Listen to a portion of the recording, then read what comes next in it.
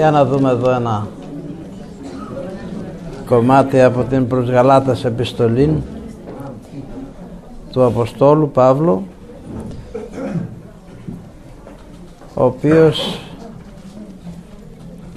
φαίνεται κήρυξε τον Λόγον του Θεού και οι Γαλάτες γρήγορα ξέχασαν, όπως συνήθως συμβαίνει με όλους μας. Από τη μια ακούμε ο Μπενάκης και από την άλλη δεν υπακούμε, και είναι ο Βγενάκης.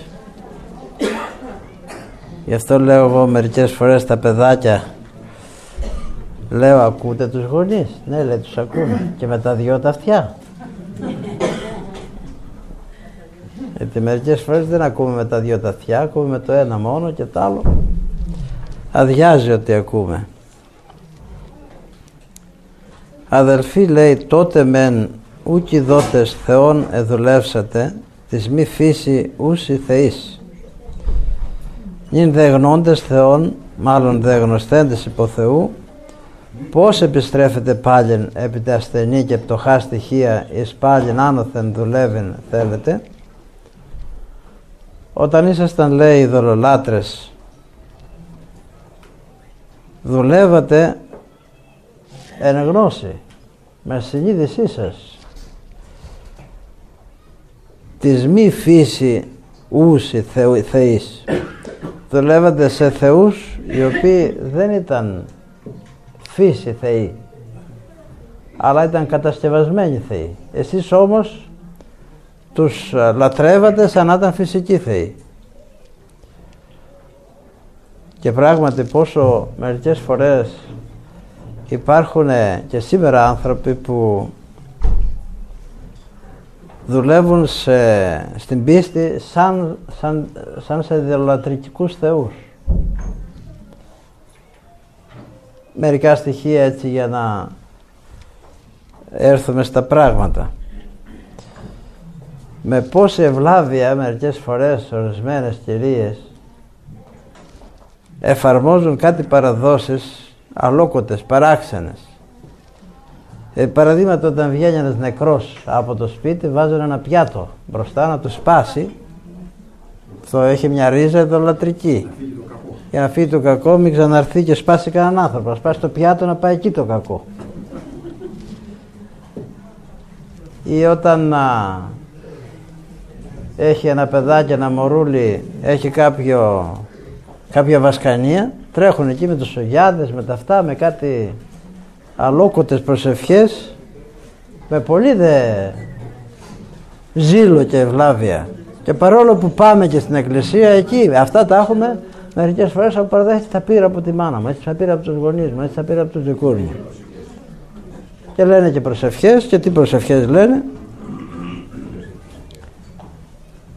Δουλεύουν δηλαδή και πιστεύουν στους θεούς αυτούς, σε θεά τύχη επί παραδείγματι, σαν να δουλεύουν στον τριαδικό Θεό. Όταν πάει κάποιος να πάρει ένα λαχείο, πιστεύει ότι η θεά τύχη θα τον βοηθήσει.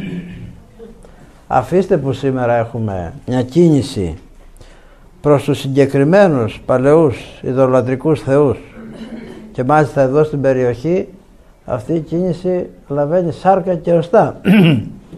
Ανεβαίνουν άνθρωποι κυρίως κατά την Παρσέλινο πάνω στον Όλυμπο και κάνουν ολόκληρες τελετές. Θυμάστε, πριν έρθουμε εδώ κάναν και βαπτίσεις, κάναν και γάμους πάνω στον Όλυμπο με τα ειδωλατρικά έθιμα. Πριν λίγα χρόνια κάποιος εδώ, δεν ξέρω αν είναι ακόμη, ένας Κωστόπουλος, έφτιαχνε ολόκληρες τελετές και καλούσε από όλη την Ελλάδα ανθρώπους, οι οποίοι, μάλιστα είχε και ένα στέκι εκεί πίσω στον Αγιάννη, ένα σπίτι είχε φτιάξει μεγάλο, που πήγαιναν εκεί και κάνανε θυσίες και κάνανε διάφορα λατρευτικά έργα. Μάλιστα έρχονταν από όλο τον κόσμο και κατέβαιναν εδώ στο λιτόχωρο με χλαμίδες. Θυμάστε? Και τώρα το κάνουν ακόμη. Εδώ βέβαια είχαμε ένα γεγονός, αυτός πούλησε το σπίτι, δεν ξέρω αν είναι εδώ ακόμα, και έφυγε και μάλιστα ακούστηκε ότι η γυναίκα το έπαθε. Πώς λέει εκεί ο ψαλμός του Δαβίδ, οι θεοί των εθνών δαιμόνια. Τα δαιμόνια δεν κάνουν καλό ποτέ στον άνθρωπο.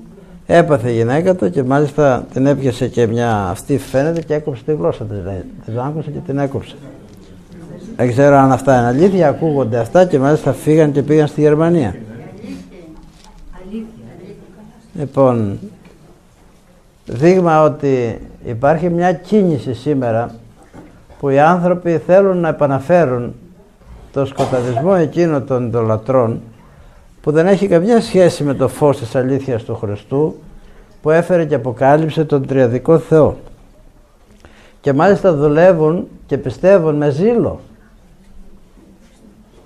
Με τέτοιο ζήλο που εμείς οι χριστιανοί δεν τον έχουμε, πιστεύοντας τον αληθινό Θεό. Ούτε τον είχαν οι Γαλάτες όταν άρχισαν να διδάσκονται τον αληθινό Θεό. Νυν δε γνώντες Θεόν, μάλλον δε γνωσθέντες υπό του Θεού. Εδώ θα γίνει ένα σχόλιο, είναι μια θεολογική τοποθέτηση πολύ ωραία, πολύ θαυμάσια. Όταν λέμε εμείς γνωρίζουμε το Θεό, ουσιαστικά εμάς γνώρισε ο Θεός. Γιατί ο Θεός στην ανθρώπινη φύση την καθαρή είναι γνωστός. Ο άνθρωπος ως ακάθαρτος είναι αγνοούμενος από το Θεό. Όταν ο άνθρωπος καθαριστεί, τότε γνωρίζεται από το Θεό. Αλλά και εμείς γνωρίζουμε το Θεό εφόσον έχουμε σχέση με το Θεό. Όταν λοιπόν έρχεται η διδασκαλία του Ευαγγελίου που είναι σαν ένα φως και προβάλλεται σε όλα τα μύχια της ψυχής και αποκαλύπτονται εκεί όλα εκείνα τα σαθρά στοιχεία τα οποία οικοδόμησε ο διάβολος, αποκαλύπτονται και όλα τα ασθενή τα οποία ως ασθένειες της πτώσεως εμφολεύουν στο βάθος της υπάρξεώς μας και πολλές φορές με ελάχιστες και μικρές αφορμές βγαίνουν στην επιφάνεια και βρωμίζουν τον εαυτό μας, τότε όταν λέω έρχεται και αποκαλύπτεται ο Θεός μέσα στον άνθρωπο, τότε πρέπει να μην έχει κανείς διάθεση να επανέλθει στην προτέρα του κατάσταση. Γιατί η προτέρα του κατάσταση είναι κατάσταση σκότους, σκοταδισμού. Αυτό σημαίνει σκοταδισμός. Σκοταδισμός σημαίνει μία ζωή που δεν έχει γνώση. Ο Μεσαίωνας που τον αναφέρουν πολλοί και στο σύγχρονο κόσμο και παλαιότερα, αυτό το στοιχείο, το βασικό στοιχείο είχε ότι δεν υπήρχε μόρφωση, δεν υπήρχε γνώσης, δεν υπήρχε συνείδηση πού τοποθετείται ο άνθρωπος, ποιο είναι το παρελθόν του και ποιο είναι το μέλλον του. Ο άνθρωπος ο αγνών θεωρείται ότι είναι άνθρωπος του σκότους.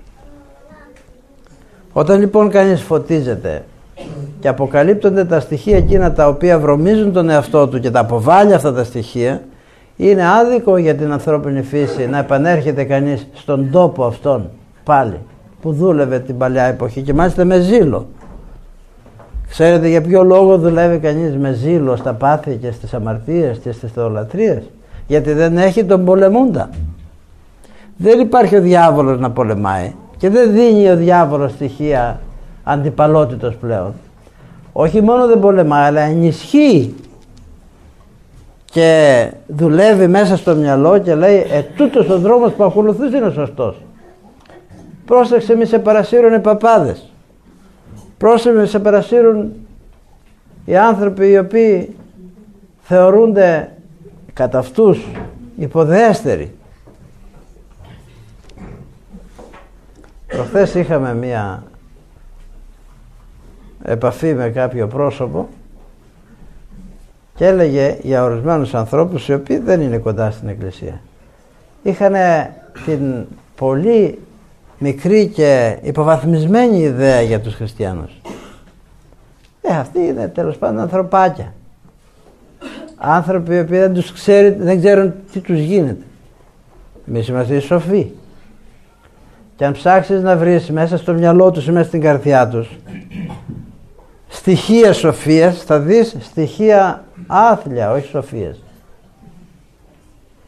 Και μπορεί να περιπλέκονται πολλές φορές νοήματα και λογισμοί και αισθήματα που φαντάζουν σαν μεγαλεπίβολα.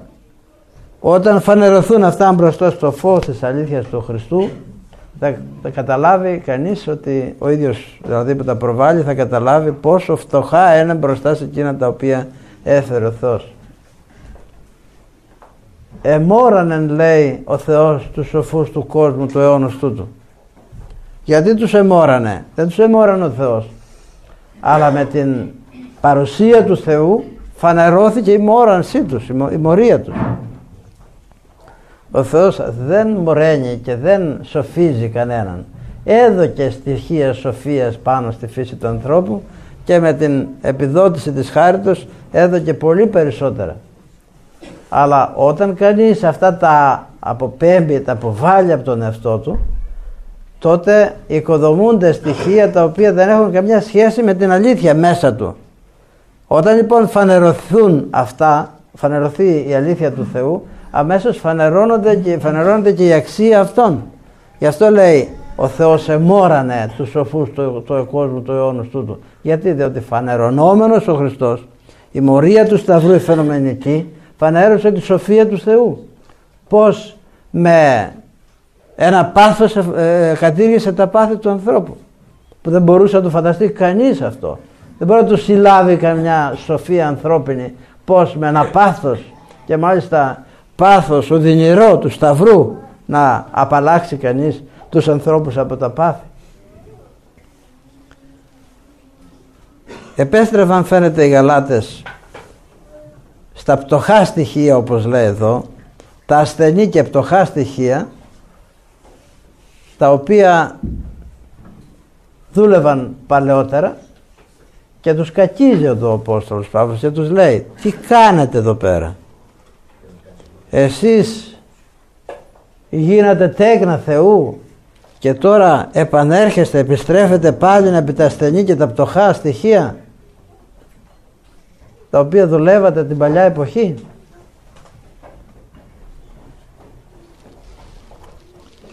Ημέρας παρατηρήστε και μήνας και καιρούς και ενιαυτούς. Κοιτάξτε, και οι λέξεις έχουν σημασία. Ημέρας και μήνας και καιρούς και ενιαυτούς. Παρατηρήστε. Δεν λέει παρατηρείτε. Δεν είναι μια απλή παρατήρηση, μια απλή δηλαδή εξωτερική με τα μάτια του σώματος παρατήρηση των ημερών, αλλά είναι μια διείσδυση μέσα στους καιρούς και τα ημέρας ολοκλήρου του εαυτού μας. Μπαίνετε όλοι μέσα σε αυτά και θέλετε να γίνετε ιονοί, να προϊονίζετε το τι θα συμβούν όταν βλέπετε μια καιρική, ας πούμε, παρατήρηση. Υπάρχουν μέχρι σήμερα αυτά τα στοιχεία. Βλέπει κανείς, ξέρω εγώ, το φεγγάρι να μην είναι ανάστηλα, να είναι έτσι, αυτό θα έχει κακό πράγμα. Κάτι θα φέρει. Ξέρω εγώ, βλέπει στον κύκλο του φεγγαριού, γύρω από το φεγγάρι ένα κύκλο, αυτό θα φέρει βροχές. Προφητεύουμε. Ή πολλά άλλα καιρικά φαινόμενα τα οποία τα ερμηνεύουν οι άνθρωποι με μια ερμηνεία ιδωλατρική, με μια ερμηνεία τέτοια. Φοβούμε εμάς μήπως εκεί και κοπίακα εις εμάς. Φοβούμε, λέει, ότι εφόσον επανήλθατε σε αυτά τα πράγματα άδικα και εις μάτιν εκοπίασα για εσάς. Γίνεστε ως εγώ, ότι καγώ ως εμείς, αδελφοί δέομαι ημών. Κοιτάξτε τι ταπείνωσε το Αποστόλου Παύλου. Να γίνεστε όπως είμαι εγώ. Γιατί εγώ έγινα όπως είστε εσείς. Αδελφοί. Και τι είναι αυτό που έγινε ο Απόστολος Παύλος? Εγώ, λέει, πλησίασα εσάς έχοντας τον πλούτο της σοφίας που μου έδωσε ο Θεός, σας πλησίασα με τον τρόπο της δικής σας ηλικίας, με εκείνο που ήσασταν εσείς. Ήρθα δηλαδή ταπεινά και σας υπηρέτησα, και εκείνο που προσέφερα σε εσάς είναι η δέησής μου για το Θεό να σας φωτίσει. Εγώ σας πλησίασα όχι ως γνώστης υπερουρανίων γνώσεων για να υποβληθείτε και να τα χάσετε, αλλά ήρθα σαν αδελφός προσευχόμενος για σας, δεόμενος για σας. Λοιπόν, και εσείς γίνετε όπως έγινα εγώ. Τι δηλαδή? Να είστε μικροί και να μην είστε μωροί, να είστε ταπεινοί αλλά να μην είστε μωροί, να μην έχετε τον εγωισμό ότι τάχα ανακαλύπτοντας τις σοφίες του κόσμου τούτου ανακαλύψατε τη σύμπασα αλήθεια, αλλά να είστε απλοί και να δέεστε στο Θεό για να σας φωτίσει εκείνος το νουν και την καρδίαν, για να σας σοφίσει με την δέηση και με την προσευχή. Δεν τους προβάλλει ο Απόστολος Παύλος εδώ την αρετή του, αλλά τους προβάλλει το έργο του. Και το έργο ενός Αποστόλου δεν είναι μόνο το κήρυγμα που γέγονε, όπως λέει, τη σπάση τα πάντα. Με τον τρόπο του Απόστολος Παύλος γίνεται τη σπάση τα πάντα. Δεν έχει μόνο ένα μοτίβο κηρυγμάτων που βγαίνει στην οικουμένη και σε ένα άμβονα και σε ένα λιθάρι απάνω και μιλάει και φωνάζει την αλήθεια του Χριστού, αλλά έχει μια ποιμαντική που πλησιάζει τον καθέναν από κοντά και βλέπει τον κάθε άνθρωπο και ανάλογα με την ανάγκη του γίνεται όμοιος με αυτόν. Έγινα της Ιουδαίης Ιουδαίος, έγινα της βάση τα πάντα, που σημαίνει εγώ προσποιήθηκα τρόποντινά, όχι με μια υποκρισία, αλλά με μια συγκατάβαση σε εκείνο το οποίο είστε εσείς. Για ποιο λόγο? Ή να τεινάς σώσω, ή να τεινάς ελκύσω προς το Θεό και σώσω. Μήπως και μερικοί με την ταπείνωση με αυτή μπουν μέσα στην αλήθεια του Χριστού. Γίνεστε λοιπόν ως εγώ, έργο με έργο. Δεηθείτε δηλαδή στον αληθινό Θεό πλέον. Αφήστε τα αρχαία. Ουδέν με ειδικήσατε. Είδατε δε ότι διασθένιαν της αρκός ευαγγελισάμεν εμήν το πρώτερον, και των πειρασμών μου τον εν της αρκή μου ούτε εξουθενήσατε, ουδέ εξεπτήσατε, άλλος άγγελον Θεού εδέξεστε με, ως Χριστόν Ιησούν. Όταν ήρθα και σας μίλησα, λέει, παρόλο που είχα την ασθένεια της αρκός, τον πειρασμό μου αυτό της σαρκή ήταν ο σκόλοψης της σαρκή που ο Θεός έδωσε στον Παύλο ή να μην υπεραίρεται. Τότε, λέει, με δεχθήκατε, και μάλιστα με δεχθήκατε χωρίς να με περιφρονείτε, με εξωθενώνετε και ούτε να με διώχνετε, αλλά με δεχθήκατε σαν άγγελο Θεού και με δεχθήκατε σαν τον Κύριον Ιησούν.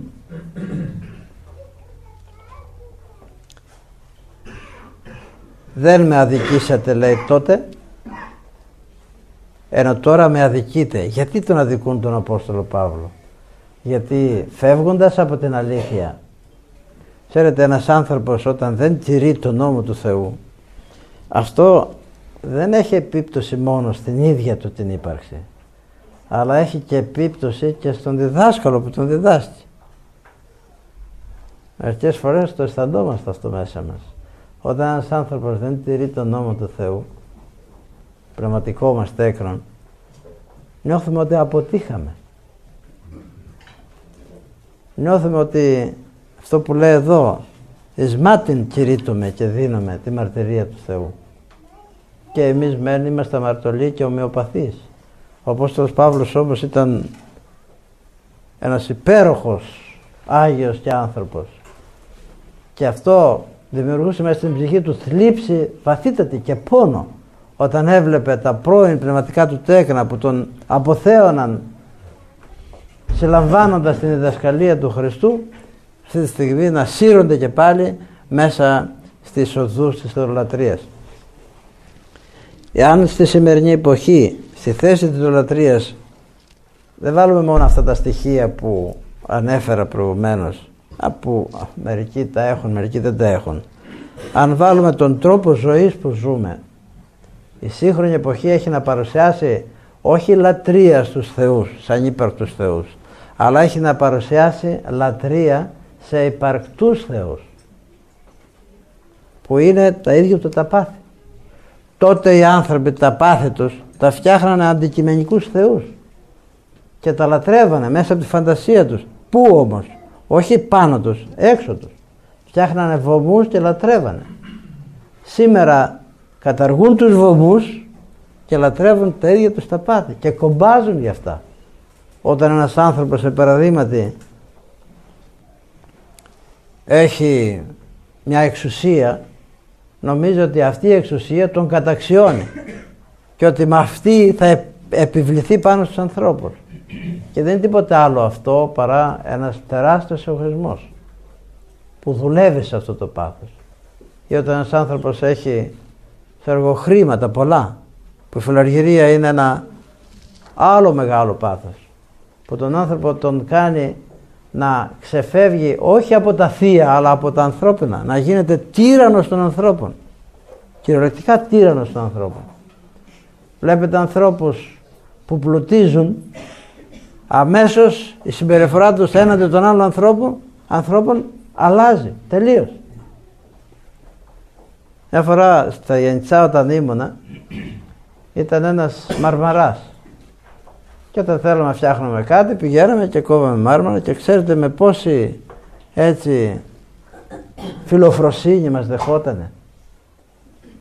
Έτυχε και κέρδισε ένα λαχείο, δεν ξέρω πόσα εκατομμύρια τότε. Και όταν πήγαμε στο μαρμαράδικο μετά, σαν να μην μας γνώριζε, μας κοίταζε. Εγώ δεν φαντάζομαι να μας γνώρισε, ούτε να λιώθηκε τόσο πολύ, αλλά σου λέει αυτοί τώρα γιατί ήρθαν εδώ?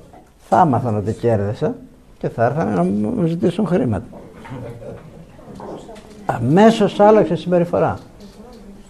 Σου λέει, τι γίνεται εδώ πέρα? Αυτοί είναι άλλοι, εμείς είμαστε άλλοι, εμείς έχουμε τώρα χρήματα. Και σας πω και ένα ευχάριστο εδώ.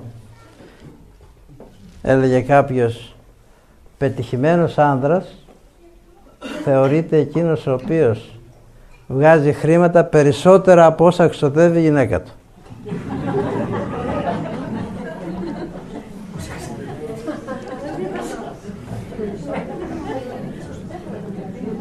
Και πετυχημένη γυναίκα ξέρετε ποια είναι?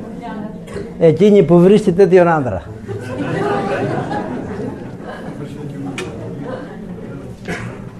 Οπότε φαντάζεστε τι νοοτροπία υπάρχει στον κόσμο σήμερα γύρω από το θέμα τι είναι ο άνθρωπος. Δεν είναι μια ιδωλολατρία αυτό? Δεν παίρνουμε τον άλλο όχι για το τι είναι αλλά το τι έχει. Δεν πλησιάζουμε τον άλλον αξιολογώντας τον σαν άνθρωπο, αλλά αξιολογώντας τον σαν φορτίο. Τι φορτίο έχει? Όταν ένας είναι σε μια θέση, όλοι κάθονται δουλοπρεπώς από κάτω. Και μάλιστα όταν αυτός είναι και υπουργός οικονομίας και ξέρει ότι ρίνει και χρήματα, οι πάντες πλησιάζουν το γραφείο του με μια δουλοπρέπεια. Αν τύχει αυτός ο άνθρωπος και πέσει, μετά δεν το δίνει σημασία κανείς.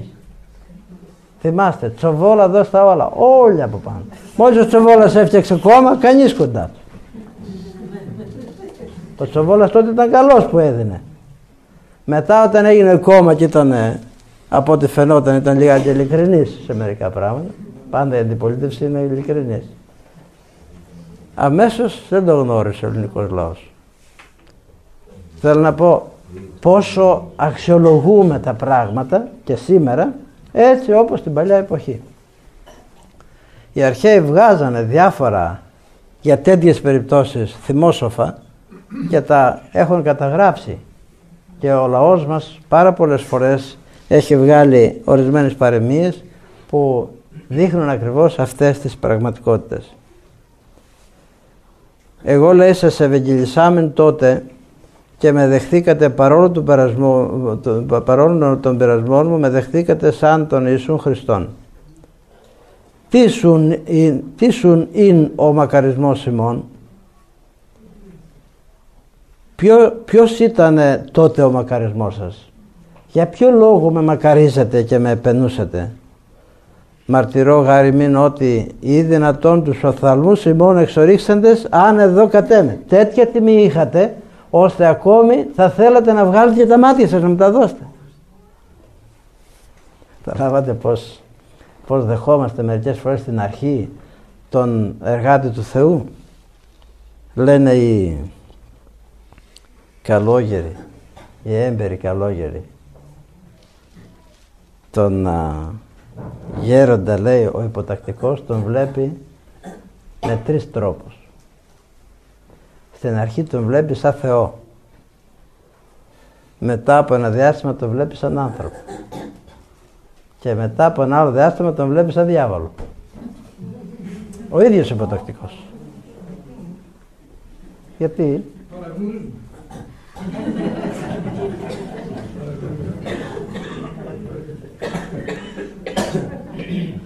Ώστε εχθρός ημών γέγον αληθεύων ημίν. Τώρα λοιπόν που σας ελέγχω, με εχθρεύεστε? Τώρα που σας λέω την αλήθεια, ότι κοιτάξτε πού επιστρέψατε. Εγώ αλλιώς σας είχα και αλλού σας έβαλα. Κοιτάξτε πού φτάσατε εσείς τώρα. Τώρα που σας λέω την αλήθεια, μια αλήθεια που σας την είπα και τότε και την δεχθήκατε και τώρα την επαναλαμβάνω με έναν άλλο τρόπο ελεκτικό, τώρα δηλαδή σαν να μην με γνωρίζετε και σαν να είμαι εχθρός σας. Ζηλούσιν ημάς ου καλός, αλλά εκκλείσε ημάς θέλουσιν, είναι αυτούς ζηλούτε. Αυτοί τους οποίους πιστεύετε σας δημιουργούν ένα ζήλο όχι καλό, αλλά σας κάνουν να εκκλίνετε, να παρεκκλίνετε, να θέλετε να παρεκκλίνετε και να μην έχετε ζήλο στον αληθινό Θεό. Καλόν δε το ζηλούστε εν καλό πάντοτε και μη μόνον εν το παρήνεμε προς εμάς.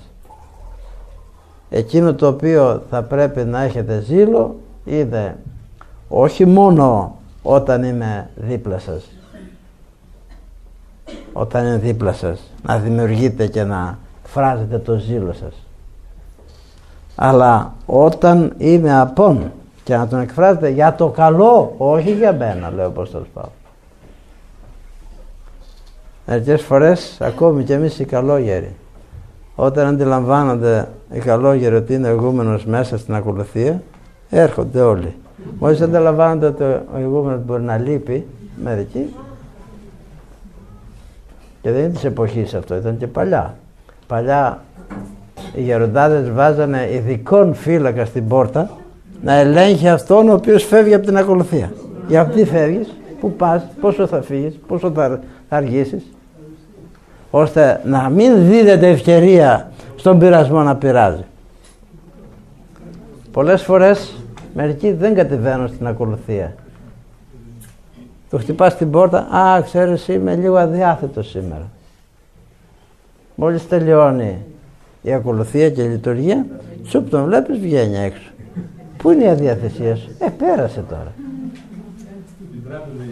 Πέρασε τώρα. Στην τράπεζα πρώτη. Στην τράπεζα πρώτη. Τούτο εδώ είναι ένα πολύ ωραίο στοιχείο που λέει ο Απόστολος Παύλος, και να το πάρουμε όλοι μας μέσα στην καρδιά μας και να το βάλουμε. Δεν πρέπει να κάνουμε το καλό επειδή μας βλέπουν οι άλλοι. Δεν πρέπει η γυναίκα να τακτοποιεί το σπίτι και να φτιάχνει φαγητό και να περιποιείται τους δικούς της εφόσον ο άνδρας της είναι κοντά ή θα την επενέσει. Θα το κάνει γιατί πρέπει να το κάνει. Δεν πρέπει να κάνει προσευχή ένας επειδή δίπλα υπάρχει, ξέρω εγώ, κάποιος να τον δει. Όπως κάναμε όταν ήμασταν παιδιά. Αφήναμε στο δωμάτιό μας το φως αναμένο να βλέπουν οι άλλοι που περνάνε και να λένε κοίταξε αυτός κάνει προσευχή αυτή την ώρα. Και πολλές φορές υποκρινόμασταν και όλα, γιατί δεν κάναμε προσευχή, απλώς δείχναμε ότι κάναμε προσευχή. Το καλό θα το κάναμε για το καλό, όχι για το ότι παρήνε προς εμάς, όχι γιατί παρευρίσκομαι κοντά σας, λέει ο Απόστολος. Ο ζήλος για το καλό δεν πρέπει να φεύγει ποτέ από πάνω μας. Και πάλι εδώ στο Αγίον Όρος λένε, ο καλόγερος όταν πάει πρέπει να έχει ένα ζήλο τέτοιο, είσαι με τον Άθωνα.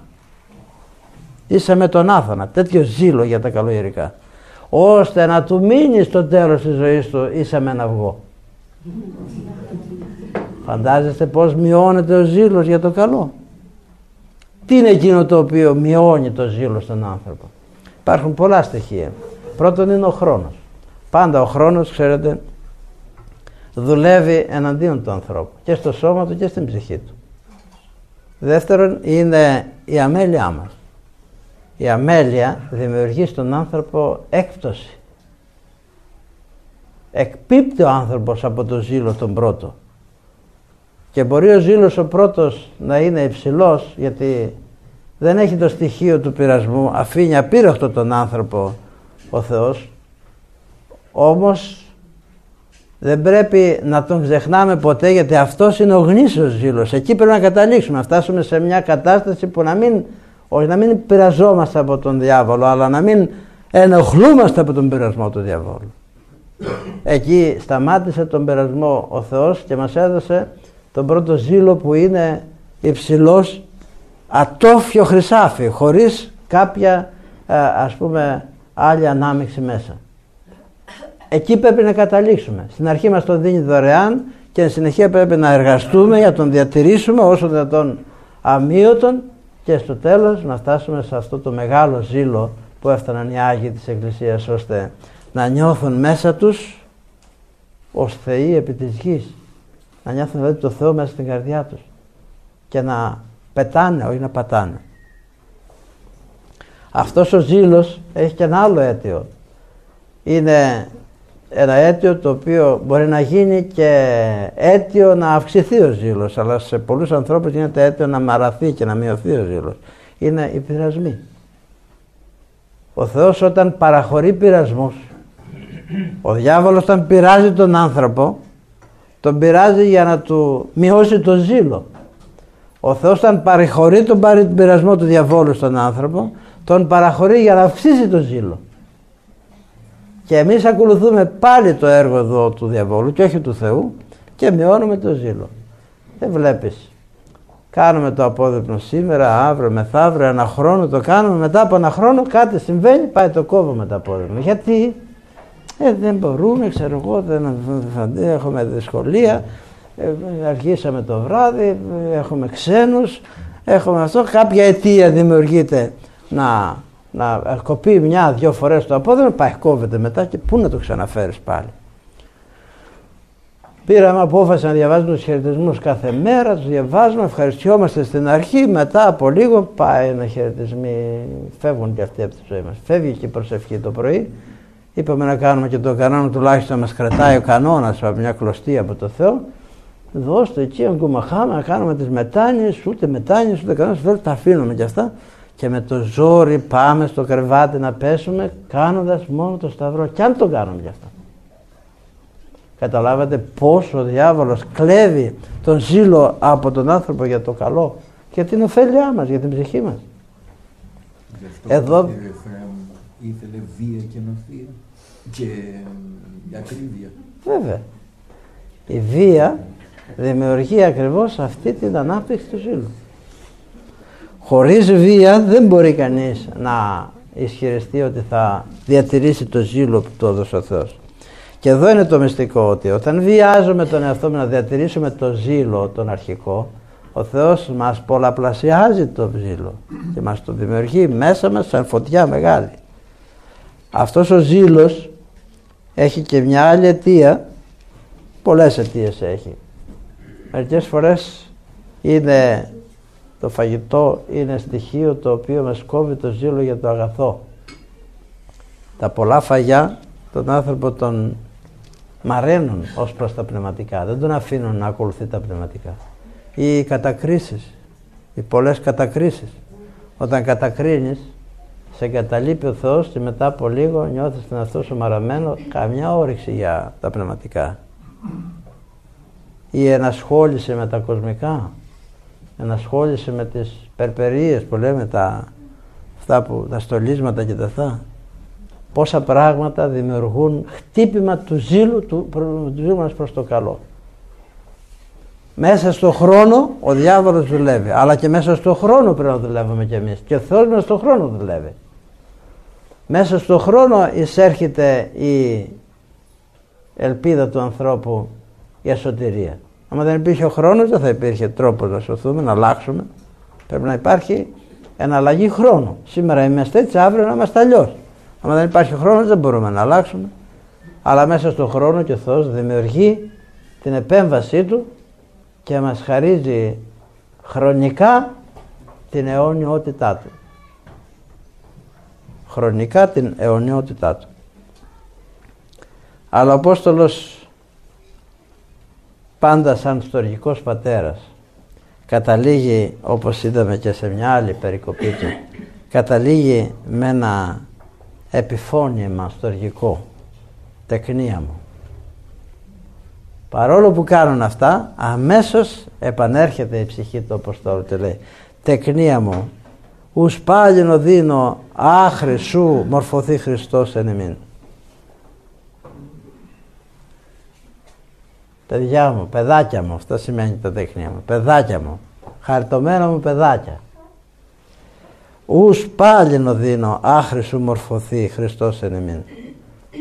Μια φορά έπαθα την οδύνη, με ωμέγα η οδύνη εδώ, έτσι, οδύνη της οδύνος, έτσι δεν είναι, όχι με όμικρον.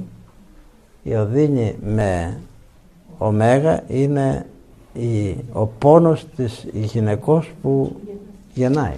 Είναι ειδικός πόνος, γι' αυτό και γράφεται με ωμέγα. Είναι μεγάλος πόνος, ωμέγα, μεγάλος πόνος.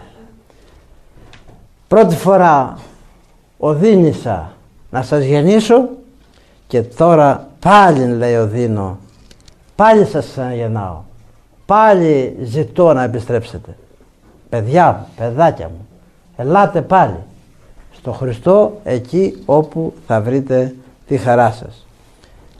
Και δεν θα πάψω να οδύνω και να πονάω μέχρι που να μορφωθεί Χριστός εν ημίν. Δεν θα πάψω να συνέχομαι από οδύνη μεγάλη μέχρι ότου δω στον εαυτό σας και τη μορφή του Χριστού. Μέχρι να μορφωθεί Χριστός εν εμήν. Να δω στις ενέργειάς σας χριστιανικές αρετές και πράξεις. Τι ωραία λόγια, να τον είχαμε και εμάς τον Απόστολο Παύλο, να τον έχουμε τώρα. Να τον είχαμε, μας δίδασκε, τι σοφία θα είχε. Και αυτό τώρα είναι μια επιστολή του. Φαντάζεστε στην διδασκαλία του πόσο υπέροχος θα ήταν ο Απόστολος Παύλος. Ήθελον δε παρήνε προς εμάς άρτη και αλλάξε την φωνή μου, ότι απορούμε εν ημίν. Ήθελα να παρευρίσκομαι σε εσάς και να αλλάξω τη φωνή μου, ότι απορούμε εν ημίν. Τι σημαίνει να αλλάξω τη φωνή μου? Φαντάζομαι εδώ που τους μιλάει με ένα στοργικό τρόπο, όταν θα τους έβλεπε να αμαρτάνουν και να πήγαν στη δολατρία, θα γινόταν βροντί ολόκληρη.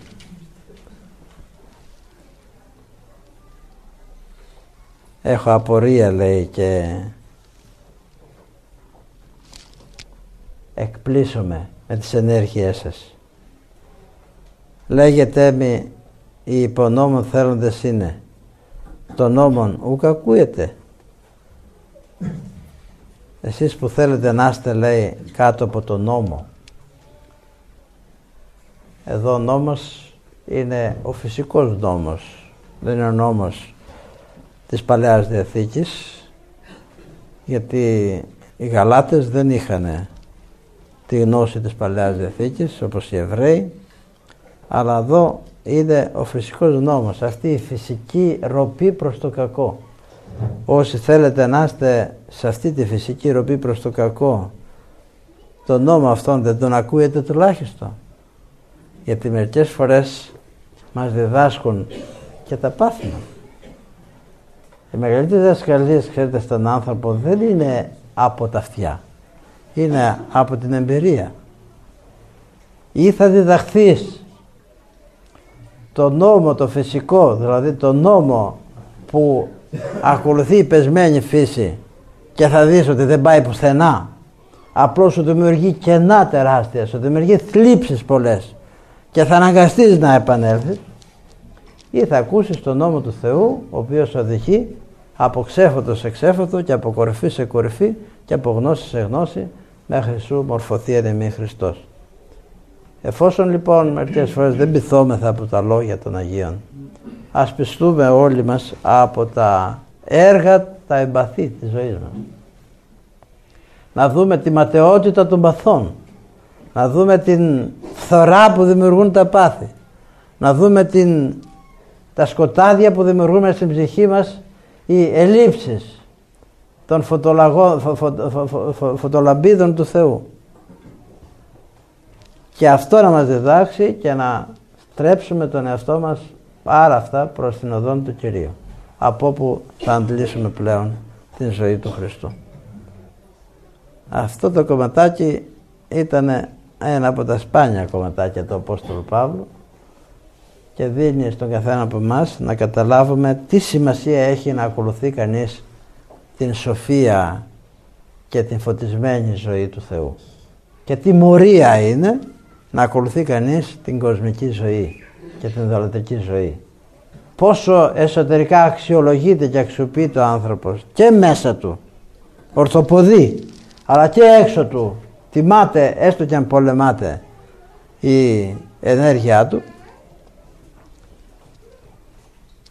και ταυτοχρόνως ο κόσμος ας δείχνει εκείνα που δείχνει και ας μειώνει έτσι όπως μειώνει τους χριστιανούς. Έχει ένα αισθητήριο και ένα κριτήριο στο βάθος του που κατανοεί και καταλαβαίνει πότε κανείς είναι πάνω και πότε είναι κάτω. Μας διαβάζει ο κόσμος, όπως διαβάζουμε και εμείς τους άλλους, χωρίς να το καταλάβουμε.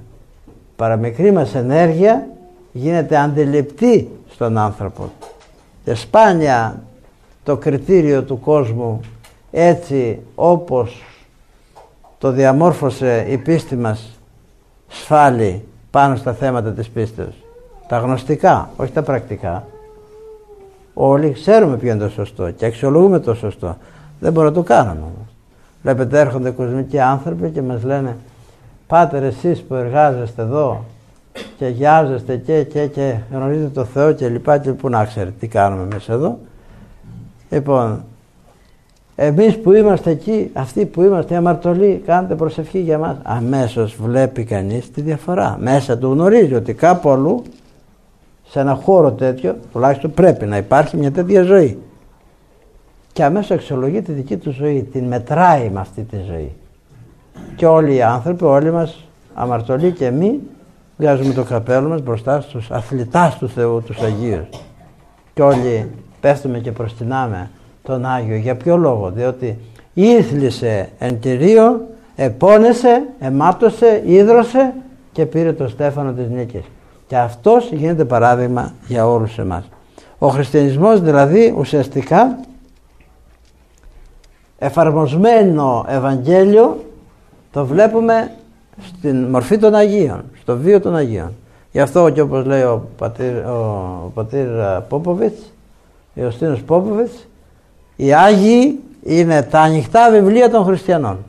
Είτε τους βλέπουμε στις εικόνες, είτε τους βλέπουμε στους βίους τους, είτε τους βλέπουμε στα θαύματά τους.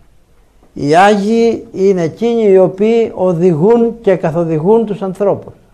Είναι εκείνοι οι οποίοι παρηγορούν τους ανθρώπους, είναι εκείνοι οι οποίοι παίζουν το ρόλο της γέφυρας μέσα από τους οποίους μπαίνει ο άνθρωπος στον χώρο του Θεού και γιάζεται κι αυτός.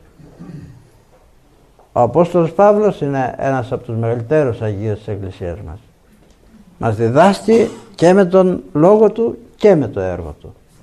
Οι Άγιοι της Εκκλησίας μας, μετά από τους Αποστόλους, πλήθος μεγάλο, έδωσαν την ίδια μαρτυρία Και ο καθένας από εμάς δεν έχει παρά να ακολουθήσει, έστω και αν χρειάζονται μερικές θυσίες, να ακολουθήσει αυτόν τη ζωή, για να μπορούμε, μπαίνοντας μέσα στη ζωή των Αγίων, να ζούμε κι εμείς σύμφωνα με το θέλημα του Θεού και να γνωστόμεν υπό του Θεού. Να γνωρίσει ο Θεός εμάς ως πρόβατάκια Του, ως τεκνία Του. Τώρα μας ξέρει ως πλάσματά Του. Κάποτε πρέπει να μας γνωρίσει ως παιδιά Του. Γιατί για παιδιά Του μας δημιούργησε, όχι για δούλους, ούτε για υπηρέτες. Ορίστε.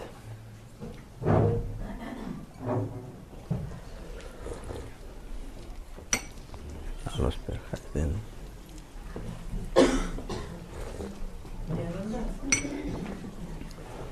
Κωνσταντία, λέγει. Είπατε ότι για να γνωριστούμε από τον Θεό, το τελευταίο τώρα, θα πρέπει να είμαστε καθαροί και έτσι ώστε να γνωρίζει ο Θεός. Παρ' όλα αυτά, η πρώτη γνωριμία έγινε όταν αμαρτωλιώντες ο Θεός ήρθε προς τα εμάς, το λέει και ο Απόστολος Παύλος. Δηλαδή, σε μια πρώτη φάση, ενώ εμείς είμαστε στην άγνοια, μας πλησιάζει ο Θεός και ύστερα θα πρέπει να είναι τέτοιες οι πράξεις μας ώστε να μας αναγνωρίζει. Ή πλησιάζει ο Θεός αυτούς που πράγματι έχουν μια τάση, μια έκθεση. Καταλάβετε, δηλαδή. Ο Θεός τον άνθρωπο τον γνωρίζει πρώτα από τις διαθέσεις του. Ακόμη και όταν δεν γνωρίζει την αλήθεια του Θεού ο άνθρωπος. Ναι, αν έχει τη διάθεση ο άνθρωπος να γνωρίσει τον Θεό και μέσα από άλλες, ας πούμε, ενέργειές του, άλλους στόχους που στοχεύει χωρίς να ξέρει ποιος είναι ο πραγματικός στόχος, γιατί μερικοί άνθρωποι στοχεύουν σε στόχους που δείχνουν προς τα άνω. Όλοι μας θέλουμε στόχους ανώτερους. Ουσιαστικά θέλουμε τον ίδιο στόχο, το στόχο της τελειότητας. Ο Θεός ξέρει ότι ένας άνθρωπος που θέλει ανώτερους στόχους, έστω και αν δεν στοχεύει τον πραγματικό στόχο, έχει διάθεση για να γνωρίσει την αλήθεια. Και ενισχύει εδώ, βοηθάει. Υπάρχουν άλλοι όμως οι οποίοι τους ανώτερους στόχους δεν τους θέλουν, θέλουν τους κατώτερους. Αυτούς ο Θεός ξέρει την διάθεσή τους, γι' αυτό και δεν τους ενισχύει, γιατί ξέρει ότι εάν θα τους παρουσιαστεί θα γίνει ο Θεός για αυτούς αυτό που επιδιώκουν. Σαρκοποιείται ο Θεός σε ορισμένους ανθρώπους που τον βλέπουν κατά σάρκα. Ο Θεός γίνεται χρήμα για εκείνους οι οποίοι τον βλέπουν μέσα από το χρήμα. Βλέπετε οι μαρξιστές το Χριστό τον ονόμασαν μαρξιστή. Και οι καπιταλιστές τον ονόμασαν καπιταλιστή. Μάλιστα έλεγαν παλιά στην Έσο Πάπας, στην πόρτα που έμπαιναν οι εργάτες μέσα, είχαν και ένα χωρίο της Αγίας Γραφής και έλεγε «Μακάρι η πτωχή». Να το βλέπουν οι εργάτες για να μην ζητάνε χρήματα.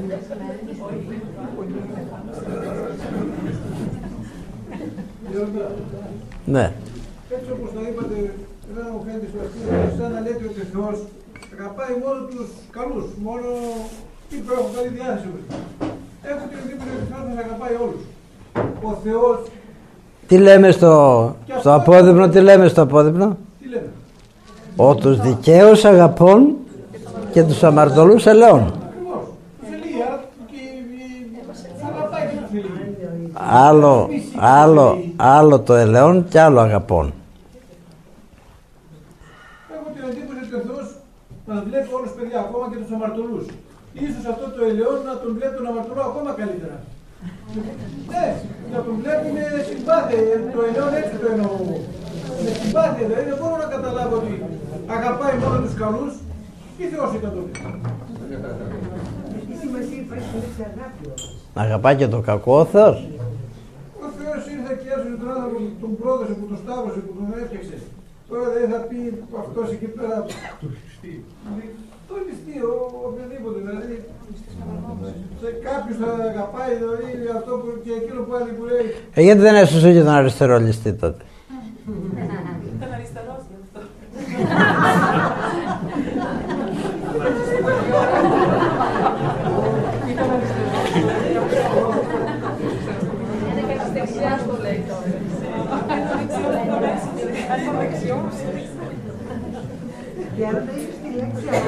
υπάρχει μια άλλη σημασία πέρα από τη συναισθηματική που δίνουμε εμείς.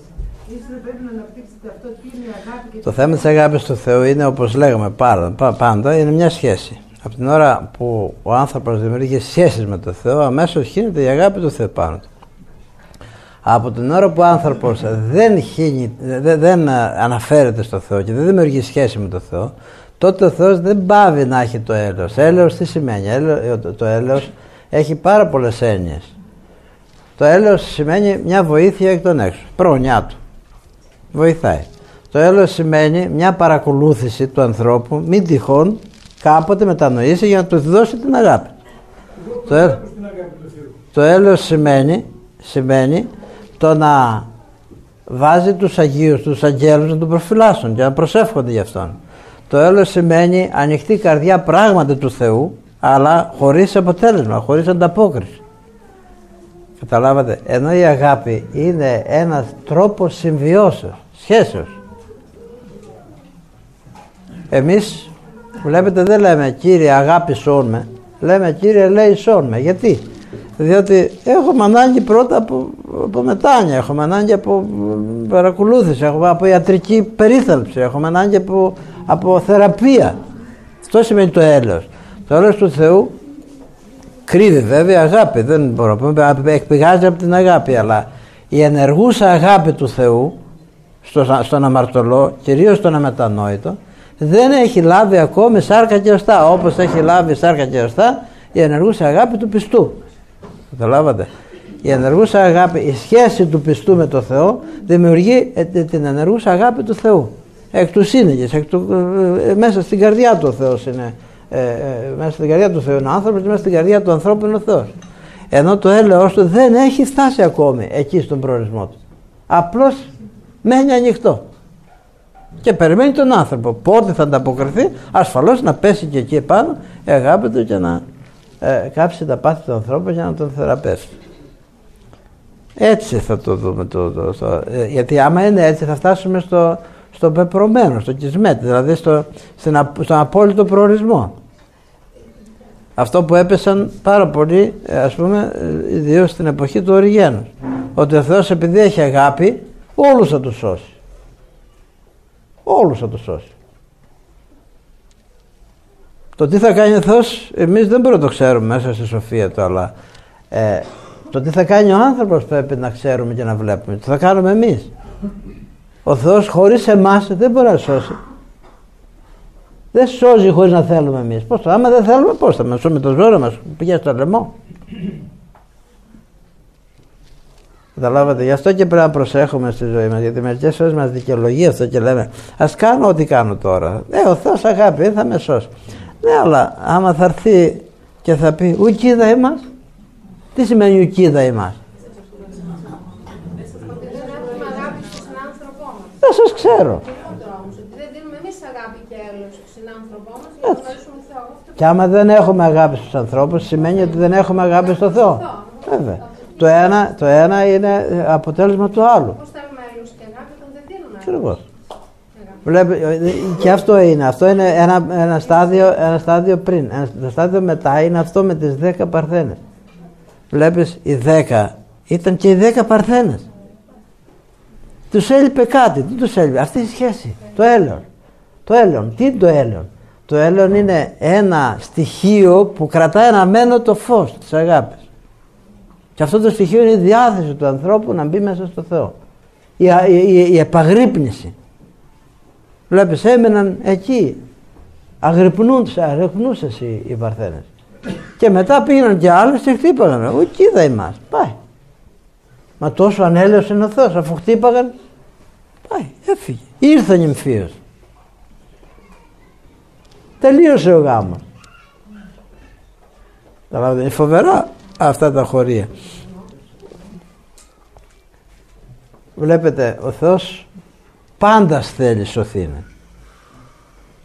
Ο Θεός όλους τους ανθρώπους θέλει να σωθούν. Αλλά ποιοι σώζονται όμως? Όχι οι κλητοί, έτσι. Αυτούς που καλεί ο Θεός, όλους τους καλεί. Πάντας. Αλλά σώζονται ποιοι? Οι εκλεκτοί. αυτοί οι οποίοι θέλησαν να ανταποκριθούν στην κλήση. Αυτοί που εφήρμοσαν στην πράξη την κλήση και έγιναν οι εκλεκτοί, δηλαδή ανταποκρίθηκαν στην κλήση. Όσοι δεν ανταποκρίθηκαν, και μακάρι να ήταν έτσι. Εγώ πρώτος θα ήθελα να με σώσει ο Θεός, γιατί έχω πολλές αμαρτίες, να με σώσει χωρίς να ζητάω αυτό. Αφού θα με σώσει ο Θεός, εντάξει. Είναι λιγάκι επικίνδυνο να το προσέχουμε αυτό, γιατί αφήνεται η ραθυμία του ανθρώπου να δουλεύει εδώ. Και λέμε τώρα αγάπη έχει ο Θεός, κάτι θα με κάνει και εμένα. Έτσι είναι και έτσι ελπίζουμε και όλοι μας, αλλά ξέρουμε. Βλέπετε Άγιοι Μεγάλοι όταν έφευγαν, έλαμπε το πρόσωπό τους στο θάνατό τους, σαν τον ήλιο, ο Βάσης Σόης, και το λέγανε και εσύ, και δεν έτρεμε μπροστά στο θάνατο. Και εσύ, φοβάσαι το θάνατο. Φοβάμαι. Εγώ έκανα ό,τι ήταν να κάνω. Αλλά ξέρω όμως αν αυτά που έκανα εγώ ήταν αρεστά στο Θεό. Τι θα μου πει ο Θεός την ημέρα εκείνη. Και πάντα με αυτόν τον φόβο να είμαστε και χωρίς να αδικούμε το Θεό. Ασφαλώς ο Θεός δεν βγάζει κανέναν έξω από την σωτηρία. Και ο Αγιορεός το λέει και πολλοί άλλοι το λένε. Μέσα στην ανθρώπινη φύση του Θεός περιέλαβε όλο το άπαντο καταφύγει γενές, όλο το ανθρώπινο γένος. Έχει τη μοίρα του εκεί πέρα, έχει το μόριό του, έχει το στοιχείο του πάνω στο σώμα του Χριστού, ο κάθε άνθρωπος. Έχει τον πρεσβευτή του.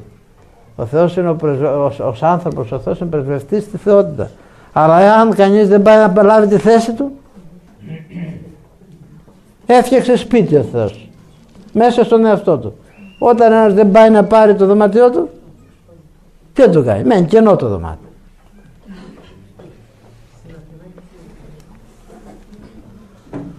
Και οι άλλοι εκεί πέρα κάπου παρακαλούσαν το Θεό, πρόσεξε με όπως τον άνθρωπο και όπως τον κόρο του τον άνθρωπο κλπ. Δηλαδή πάντα υπάρχει προσέχει. Εντάξει, τώρα το τι θα κάνουν κάποια στιγμή μπορεί να γίνουν όλοι εκλεκτοί και όχι μόνο κλειτοί. Ναι. Εμείς σας καθόμαστε από την πλευρά μας έτσι, και από εκεί και πέρα ο Θεός. Όχι, λέω, εμείς ας έχουμε αυτή τη διάθεση απέναντι στο Θεό και το έργο μας.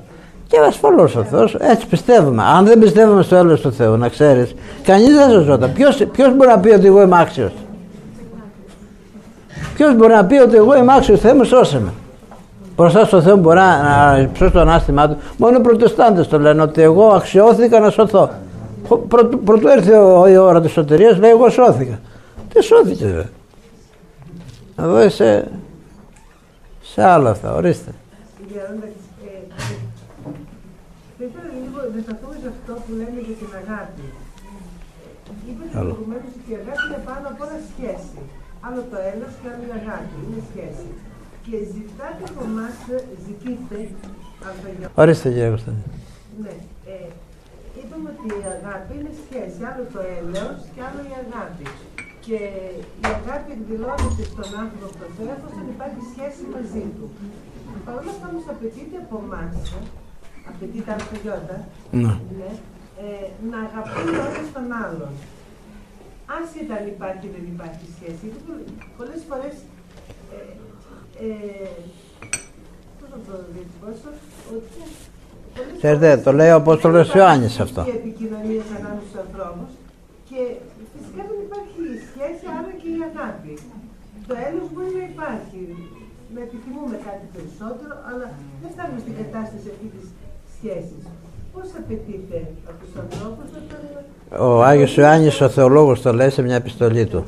Εάν λέει τον άνθρωπο, τον αδελφό σου, τον οποίο βλέπεις δεν αγαπάς, πώς θα αγαπήσεις τον Θεό το οποίο δεν βλέπεις? Πώς το θεωρεί αυτό? Ουσιαστικά η αγάπη προς τον άνθρωπο είναι μία, θα λέγαμε, συνέχεια της αγάπης του προς τον Θεό. Αλλά μερικές φορές, ιδίως στην αρχή, κανείς μπορεί να βρει την αγάπη του προς τον Θεό αγαπώντας τον άλλον άνθρωπο. Δηλαδή αυτά τα δυο είναι δυο μεγάλες εντολές και πρέπει και τις δυο ταυτόχρονα να τις ενεργούμε. Εάν αγαπάμε τον άλλον άνθρωπο, δημιουργείται μια σχέση μεταξύ μας και είπε ο Θεός ότι ου εσείς συνηγμένοι στο εμόν όνομα, εγώ είμαι εν μέσω αυτών. Μόλις υπάρξει μια σχέση μεταξύ μας που βλεπόμαστε αγαθή και αγαπητική, αμέσως έρχεται ο Θεός. Είναι όμως το εμόν όνομα. Ναι. Δεν υπάρχει το όνομα του Θεού για ο καθένας. Δεν θα υπάρξει αληθινή αγάπη. Αυτό εννοώ. Γι' αυτό προϋποτίθεται για την αληθινή αγάπη πάντα να είναι μέσα στο χώρο της πίστης. Τότε αυτό είναι φυσικό, βγαίνει από μόνο του, δεν θέλει από εμάς προσπάθεια. Δεν είναι πολύ φυσικό, γιατί έχουμε τα πάθη μας. Ας είμαστε μέσα στην πίστη μας. Μερικές φορές συνεργούν τα πάθη και δεν μπορούμε να αγαπήσουμε τον άλλον άνθρωπο. Εν Θεό δεν τον αγαπάμε. Δεν μπορούμε. Αγώνα κάνουμε για να αγαπήσουμε, δεν είναι απλό πράγμα. Είναι εύκολο να αγαπήσουμε τον άλλο όταν έρχεται μάλιστα και μας βρίζει. Μα δεν μπορεί να μας βρει αν είναι εν Θεό άνθρωπο. Γιατί? Όταν είναι εν Θεό σημαίνει εσύ το εν Θεό το εκλαμβάνεις εσύ σαν μια τελειότητα. Μια κατάσταση που μας δίνει. Μια τελειότητα. Η εν Θεό κατάσταση έχει μια ιστορική συνέχεια. Αρχίζουμε από τους αρχαρίους και φτάνουμε στο τελείως. Αυτή από τους αρχαρίους πορεία προς την τελειότητα γίνεται πάντα εν Θεό. Δεν μπορεί να γίνει τελειώτης ποτέ αν δεν υπάρχει ο Θεός. Καταλάβατε? Αρχάριος σημαίνει δεν σκαμπάζω τίποτα από πνευματικά. Απλώς μπαίνω με ένα κήρυγμα του Ευαγγελίου μέσα στην εκκλησία και βλέπετε ο Θεός μου δίνει αμέσως χάρη. Τότε μπήκα. Και μου δίνει τη χάρη γιατί να γνωρίσω τι είναι ο Θεός. Μόλις μπήκα και δημιούργησα σχέση με τον άλλον άνθρωπο, με την εκκλησία, μου έδωσε χάρη ο Θεός. Ήρθε ο Θεός. Αντιλήφθηκα επομένως σε ένα στοιχείο το τι είναι ο Θεός. Και μετά αρχίζω με την πρακτική μου και αγαπώ και προς τη μια μεριά και προς την άλλη. Παρόλο τα αγκάθια που με κεντράνε και από μέσα και από έξω. Εγώ κάνω αγώνα να κόψω και τα μέσα αγκάθια και να φημώσω και τα έξω. Οι δαίμονες και οι άνθρωποι έρχονται από έξω. Η ακαθαρσία μας και η εμπαθή μας ζωή έρχεται από μέσα. Αγωνιζόμενοι, διατηρώντας την αγάπη και τη σχέση μας με τον Θεό όσο μπορούμε περισσότερο και με τον άλλον άνθρωπο, δεν κάνουμε τίποτα άλλο παρά να κόβουμε στην δίωδο αυτή που περνάμε προς την τελειότητα, να κόβουμε όλα εκείνα τα εμπόδια που έρχονται να μας αναχαιτήσουν και να μας κόψουν την πορεία προς την τελειότητα. Και όταν φτάσουμε στα τελευταία στάδια τα πνευματικά, τότε δεν θα μπορούν αυτά ούτε τα εσωτερικά ούτε τα εξωτερικά εμπόδια να μας κάνουν κακό. Γιατί? Διότι τα μεν εσωτερικά θα έχουν σχεδόν καταργηθεί, θα έχουν λιώσει από την παρουσία του Θεού και από τον ιδρώτα του δικό μας. Τα δε εξωτερικά δεν θα τολμούν, γιατί θα βλέπουν την παρουσία του Θεού και δεν θα τολμούν να έρχονται να μας κάνουν κακό. Έτσι έπαθαν οι Άγιοι. Βλέπετε, οι Άγιοι μάτωσαν, αγωνίστηκαν και πόνεσαν. Αλλά αυτός ο πόνος δεν είχε μια σχέση με τον πόνο εκείνο που αισθάνεται ο άνοχος άνθρωπος. Αυτός ο πόνος είναι μια θλίψη εξωτερική, δεν είναι μια στενοχώρια εσωτερική. Σήμερα δεν υπάρχουν άνθρωποι να χαίρονται, το καταλαβαίνετε. Γιατί? Διότι υπάρχει και από έξω και από μέσα μελαγχολία στον άνθρωπο. Γιατί δεν έχουν το Θεό. Δεν είμαστε πιστοί σήμερα. Παρόλο που βρίσκουμε στην εκκλησία, δεν αγωνιζόμαστε σταδιακά να περάσουμε τα στάδια αυτά της τελειώσεως. Και μένουμε εκεί στάσιμοι. Ακούμε. Χωρίς να έχει καμιά ανταπόκριση αυτό. Αυτό το σταδιακό, το εν Θεό που είπατε, μπορούμε να πούμε ότι ταυτίζεται πλήρως ή δεν ταυτίζεται με το εν πνεύμα και Αγίο που λέει ο Άγιος Ιλώνης? Ναι, το ίδιο πράγμα είναι. Όταν λέμε εν Θεό είναι Αγίο Πνεύμα. Το Άγιο Πνεύμα έχει αποστολή να τελειούται ο άνθρωπος και να μορφώνεται εν το ανθρώπο ο Χριστός.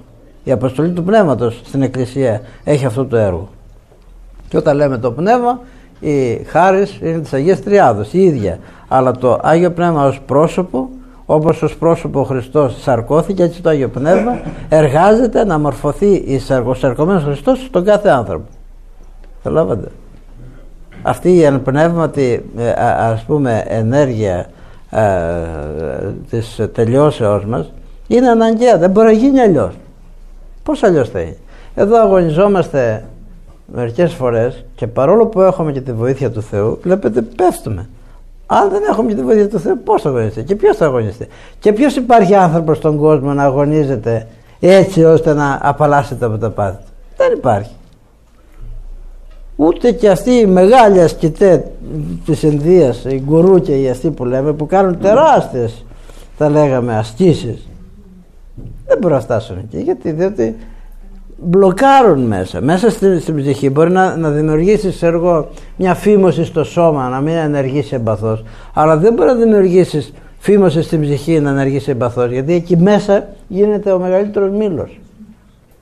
Όταν παρουσιαστεί το Πνεύμα του Θεού, δίνει νόημα στη ζωή και ελκύεται όλος ο άνθρωπος προς τα εκεί.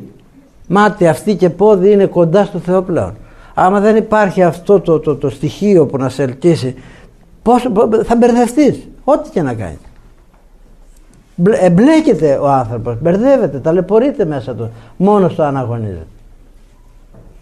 Ματαιοπονεί δηλαδή και χτυπάει χωρίς να έχει αποτέλεσμα. Είναι η πείρα των Αγίων. Το εκκριζώσει το κακό του Θεού, δεν είναι δικό μας έργο. Δικό μας είναι να παλεύουμε. Η αγάπη προς τον Θεό και προς τον άνθρωπο είναι το κεφάλαιο των αρετών. Είναι πολύ μεγάλη αγάπη. Και αυτή την αγάπη πρέπει να αποκτήσουμε αυτή την αρετή βήμα-βήμα, λένε οι πατέρες. Δεν μπορούμε να τη δούμε τις βαθμίδες αυτής της κλίμακας. Το πάνω-πάνω, είχα διαβάσει, είναι η θυσία. Όπως ο Θεός θυσιάστηκε για μας, εκένωσε Αυτόν, θυσιάστηκε σε εμάς στη χειρότερη ώρα μας. Εμείς δεν μπορούμε να φτάσουμε αυτό το σημείο, το υψηλό. Από πού θα ξεκινήσουμε? Από τις μικρές θυσίες. Από τις μικρές θυσίες. Κάποτε είπε ο Πάτερ Σιλουανός, θα ξεκινήσουμε από το διπλανό μας, από το δίπλα μας, έτσι. Αυτό που είπε, δηλαδή από την καθημερινή ζωή υπάρχουν ευκαιρίες που μπορούμε να αρχίσουμε αυτό. Βέβαια, αρκεί να έχουμε εμείς αυτό που είπε πριν ο Γέροντας, την διάθεση και την προαίρεση να το κάνουμε. Αν έχουμε την διάθεση, μπορούμε να βρούμε κάθε μέρα πάρα πολλές ευκαιρίες να το κάνουμε. Δηλαδή, και αυτό που είπε ότι να μάθουμε να τα ανάγουμε όλα εν Χριστώ, αυτό είναι πολύ βασικό. Μπορεί ας το πούμε, μέσα στην οικογένεια, ξέρω εγώ, μέσα στο αντρόγενο ή τα παιδιά να έχουν μια συμπεριφορά άσχημη. Αν αυτή τη συμπεριφορά εμείς την υπομείνουμε εν Χριστώ, δηλαδή ότι εφαρμόζοντας ακριβώς αυτή την εντολή της αγάπης όσο μπορούμε, δηλαδή να κάνουμε υπομονή εκείνη την ώρα και να μην μιλήσουμε κάτι, εφαρμόζοντας κατά τα μέτρα μας που μπορούμε την αγάπη. Αυτό είναι ήδη ένα βήμα μεγάλο. Αυτό σημαίνει εν Χριστώ, και όχι να μην μιλήσουμε επειδή περιφρονούμε τον άλλον ή επειδή θεωρούμε τον εαυτό μας ανώτερο ή ότι για οποιοδήποτε άλλο λόγο. Γιατί εξωτερικά θα φαίνεται το ίδιο, ότι εμείς κάνουμε, ας πούμε, δεν μιλάμε, δεν αντιδράμε, αλλά για ποιο λόγο δεν αντιδράμε?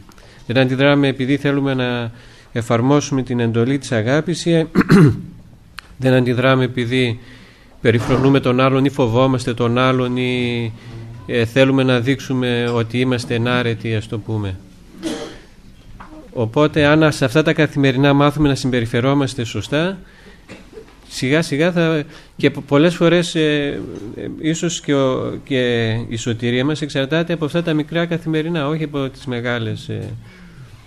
Όταν τον Μέγα Αντώνιο, παραδείγματος χάρη, που όταν αναρωτήθηκε, ας πούμε, σε τι μέτρα έχει φτάσει, που αυτό είχε και ένα έτσι, είχε και κάποιο ίχνος υπερηφάνειας, ας πούμε, ότι δήθεν, δηλαδή θεώρησε ότι είναι κάτι αυτό, τον έστειλε ο Θεός σε ένα τσαγκάρι στην Αλεξάνδρεια, ο οποίος έκανε μια πολύ απλή εργασία καθημερινή. Και τόσο που έκανε εντύπωση στον Μέγα Αντώνιο, πώς τον έστειλε σε αυτόν τον άνθρωπο. Δηλαδή τώρα έναν από ασκητής έρημο τον έστειλε σε ένα τσαγκάρι, ο οποίος τι έκανε? Αυτός, λέει, μοίραζε, εργαζόταν κάθε μέρα και το 1/3, λέει, το κρατούσε για τον εαυτό του, το 1/3 το έδινε στο ελεημοσύνη και το άλλο τρίτο νομίζω φιλοξενούσε στην εκκλησία. Οπότε βλέπετε αμέσως μια πράξη αγάπης που έκανε. Και συγχρόνως είχε την αίσθηση, που ήταν ακόμα αυτό ίσως το μεγαλύτερο έργο, το ότι ένιωθε, λέει, ότι αυτός, όλη η Αλεξάνδρεια σώζεται και αυτός, λέει, θα πάει δεν θα σωθεί, ας το πούμε. Δηλαδή συγχρόνως είχε και την ταπείνωση, γιατί καμιά φορά είναι και αυτό, ότι εμείς κάνουμε ίσως μετά, άμα κάνουμε μια πράξη αγάπης, μπορεί μετά να έχουμε την αίσθηση ότι είμαστε σπουδαίοι, κάναμε κάτι καλό και εξαιτίας αυτής της περηφάνειας να χάνουμε όλο το μισθό που πήραμε εκεί και πάλι από την αρχή, να πηγαίνουμε πάλι στο 0 και να ξαναρχίζουμε. Αυτός ο απλός άνθρωπος εκεί της Αλεξάνδρειας είχε πιάσει όλο το νόημα της πνευματικής ζωής. Εργαζόταν αυτές τις πράξεις αγάπης και συγχρόνως κρατούσε τον εαυτό του χαμηλά και δηλαδή εξασφάλιζε αυτόν τον πλούτο. Δηλαδή αλλιώς εμείς πολλές φορές μοιάζουμε σαν να γεμίζουμε ένα ποτήρι το οποίο είναι τρίπιο και συνέχεια το γεμίζουμε και αδειάζει. Αν δεν το κλείσουμε, αν δεν κλείσουμε την τρύπα που σε αυτή την περίπτωση είναι η υπερηφάνεια μας, δεν θα μπορέσουμε να γεμίσουμε αυτά τα έργα της αγάπης.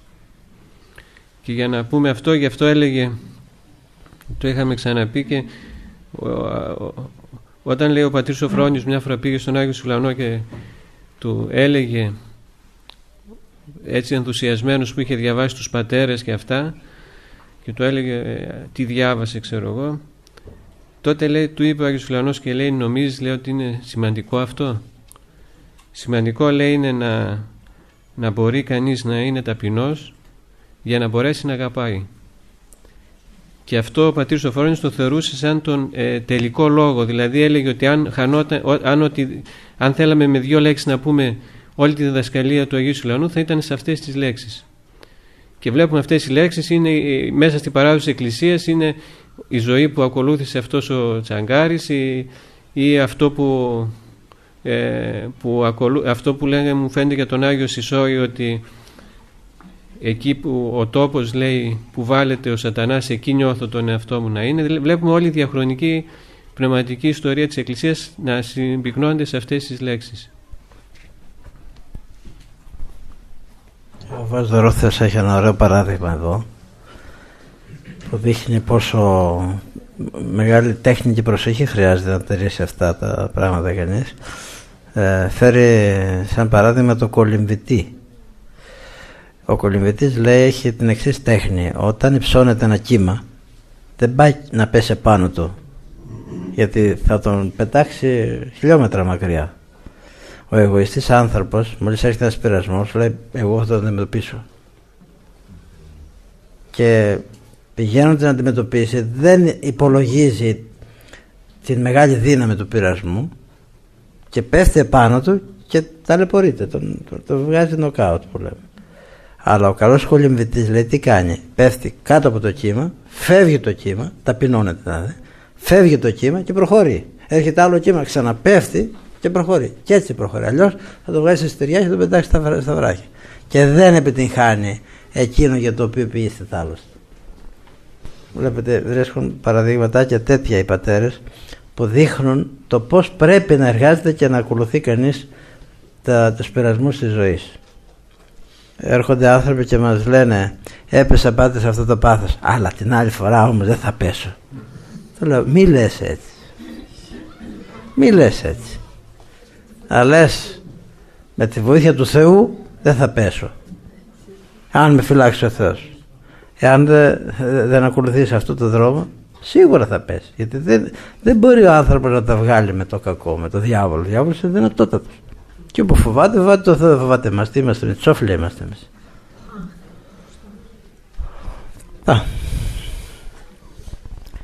Εντάξει. Τι κύριε Θένα? Κύριε Φίλε, εγώ βλέπω λίγο το εξής, ότι όταν μας λέει αγάπη τον πλησίον ως εαυτόν, η παιδαγωγία έρχεται μέσα από τον διπλανό μας άνθρωπο. Και ενώ πολλές φορές πιστεύουμε ότι είναι φυσική αγάπη που έχουμε, ότι τον αγαπάμε και τα λοιπά, στην πραγματικότητα δεν αγαπάμε. Και φαίνεται σε δύσκολες στιγμές ότι δεν τα αγαπάμε. Πάμε να εφαρμόσουμε αυτό το τέλειο. Ξέρετε, η αγάπη είναι σκεπή του οικοδομήματος. Γι' αυτό την πατάμε. Δεν είναι εύκολο να αγαπήσει κανείς κατά Θεόν. Χρειάζεται πρώτα να φτιάξει το οικοδόμημα. Η βάση είναι η πίστη. Μα δεν έχουμε βάλει τη βάση εμείς ακόμα. Η βάση είναι η πίστη. Αν δεν βάλουμε τη βάση, πώς θα φτιάξουμε οικοδόμημα? Βλέπετε, όλοι οι οικοδόμοι αυτό κάνουν. Φτάνουν τα θεμέλια πρώτα. Το μεγαλύτερο ποσό του μπετού στα οικοδομήματα σήμερα είναι τα θεμέλια. Εμείς τα θεμέλια δεν τα φτιάχνουμε και πάμε φτιάχνουμε σκεπή κατευθείαν. Μα δεν γίνεται. Η σκεπή θα έρθει σιγά σιγά.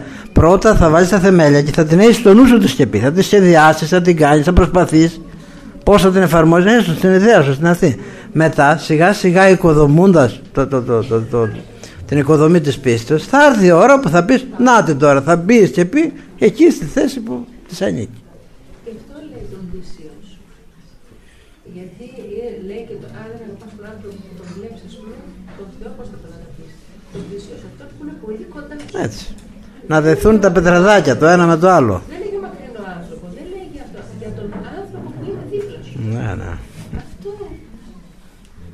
Όλος τους εννοεί, δεν είναι μόνο το διπλανό. Εγώ πιστεύω ότι πρώτα αρχίσαμε το πολιτικό. Τι εννοεί, λέμε ότι τι κάνουμε. Γι' αυτό μας το πολύ πλησίο. Το πλησίον γιατί στον πλησίον ανοίγεται απόλυτα ο άνθρωπος, ενώ στον παραπέρα δεν ανοίγεται απόλυτα, έχει την υποκρισία και δημιουργεί ψεύτικο είδωλο αγάπης, ενώ στον πλησίον που το ξέρει και το ξέρει, ξέρονται μεταξύ τους, δεν μπορεί να υποκριθεί. Θα φανερώσει αυτό που είναι. 1, 2, 3, 5, 10, 1 χρόνο, 2 χρόνια, 3 χρόνια. Μετά τα 3 χρόνια δεν μπορείς να υποκριθείς μέσα στο οικείον περιβάλλον. Και βλέπετε ότι μερικές φορές ακόμη και τα παιδιά μας στους ξένους ανθρώπους είναι άριστα, φιανικότατα. Στους γονείς είναι βάναυσα. Γιατί δεν αγαπάνε? Εγώ νομίζω αγαπάνε τους γονείς, αλλά δείχνουν ταυτοχρόνως και τον άλλον εαυτό τους. Ενώ εκεί δείχνουν την ψεύτικη αγάπη που δεν την έχουν, έτσι, και δεν δείχνουν τον πραγματικό εαυτό τους. Άμα παραγνωριστούν και εκεί, το ίδιο θα κάνουν. Όπου υπάρχει παραγνωριμία. Στην παραγωγή του Σανταρή Θεοπλησίων ήταν ο Ιωδαίος, εκεί πέρα ο Άγνωστος, ο τελείως. Αυτό που περιέθαλψε. Έτσι, ναι. Λοιπόν, αυτά. Ο Θεός μαζί σας. Καλή δύναμη.